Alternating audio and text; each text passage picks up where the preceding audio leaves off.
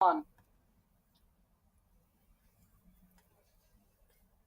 Hi everyone, my name is Isabel Antle and I will be presenting my project Suburban Sprawl: How Interregional Migration is Changing the World We Live in.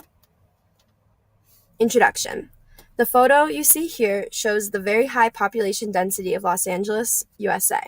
Suburbia stretches for miles outside of the urban city limits. Global population growth. By 2050, the global population is estimated to be at over 9 billion people. Of these 9 billion, 6.5 will live in urban areas.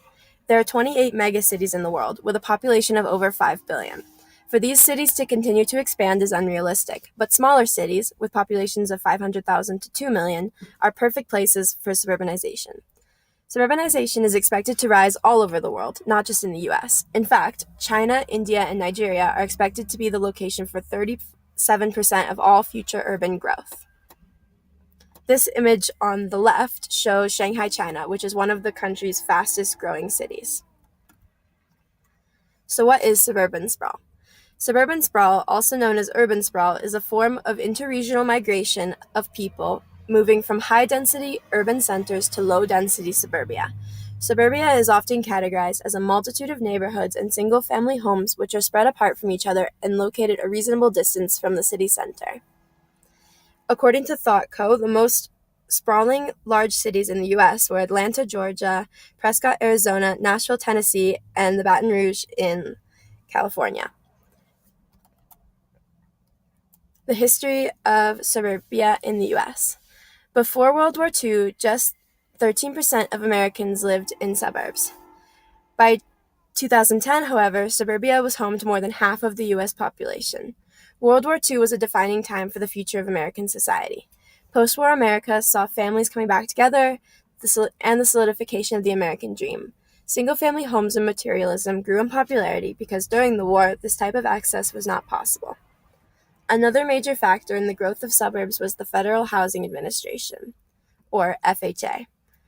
At the heart of the FHA policy was a mortgage insurance program that took the risk out of home lending and made long-term, low-interest mortgage the national standard, according to an article and the author Weisel.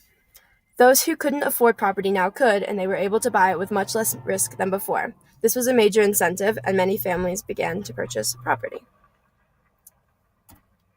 Project thesis. Population growth has led to mass interregional migration from urban centers to suburbs in America. However, this urban sprawl of major cities leads to the environmental consequences of poor urban air quality, water pollution, and loss of wildlife and nature. These two thematic maps give an understanding of population on both a global and national level. The map on the right shows global population and its increase. As you can see, some of the highest population densities are in Asia, and the regions of highest population growth are in Asia and West/Central Asia, or Africa and West/Central Asia. Suburbanization could pose a threat to these areas if the growing populations begin to move into urban centers. The map on the left shows the USA, which is the focus of my project, and its population density in relation to environmental issues. It can be seen here that areas of high population density, including California, the East Coast, and Southern America, face the environmental challenges of coastal pollution and poor urban air quality. These are also areas where suburban sprawl is present and growing, so there's an obvious connection between the two. Problem number 1, the distance between urban and suburban areas.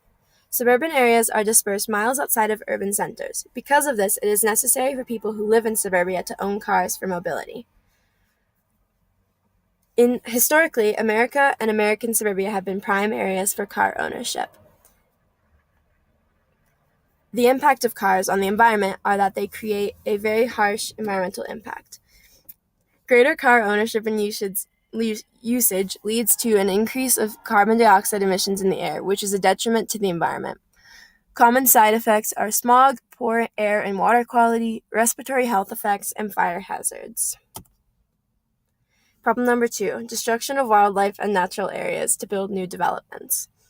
Suburban sprawl causes new developments to be built outside of cities, which on many occasions means digging into the natural environment and open spaces. According to the Sierra Club, Sprawl destroys more than 1 million acres of parks, farms, and open spaces each year. As you can see from the picture on the right, Barcelona is one of the world's densest cities, but further expansion threatens the local nature, wildlife, and agricultural areas. Next, we have how to limit the impact of suburban sprawl. Suburbanization is a problem when many people are living very spread apart from each other. Because suburbs are often low density, families have a lot of space and separation from other people. However, low density neighborhoods take up much more space, need greater car usage, and therefore contribute to many environmental problems. One way to reduce this is to create suburbs with strong public transportation and high density. Multifamily complexes allow more people to live in one area, but are built upwards so to use less space and preserve nature and wildlife. Conclusion. In conclusion, the post-war USA saw the rise of suburbanization in the nation, but suburban sprawl has developed on an international level. Many major cities are expected to grow by the millions in population by 2050, changing the way humans live forever.